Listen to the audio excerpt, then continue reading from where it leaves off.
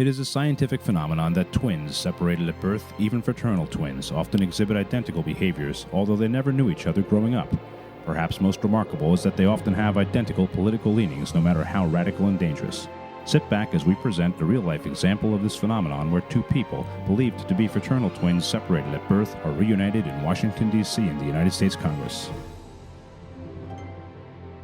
Bill Pascrell grew up in New Jersey. He rose from Board of Education to the New Jersey Assembly. He became mayor of Paterson and finally was elected to Congress in 1996. He never worked in the private sector or created a job. Nancy Pelosi grew up in Baltimore and moved to San Francisco. Like Pascrell, she was a career politician, hungry for power and for control over the taxpayers. She was elected to Congress in 1986 and rose to Speaker of the House. Bill Pascrell and Nancy Pelosi had rediscovered each other in Washington.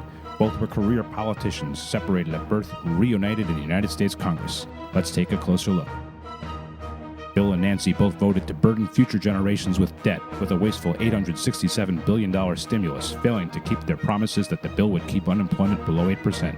Bill and Nancy both crammed government-controlled health care down the taxpayers' throats, but exempted themselves from the law so that they, personally, would still get the best private health care in the world. Only twins could think like that. And now Bill and Nancy have both supported the cap-and-trade bill, which if signed into law will present the biggest tax increase on hard-working Americans since the income tax was first established well over 100 years ago.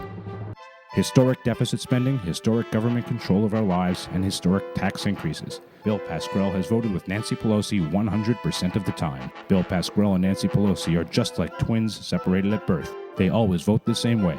You see, voting for Bill Pascrell is just the same as voting for Nancy Pelosi. That is a scientific fact. I'm Roland Stratton, and I approve this message.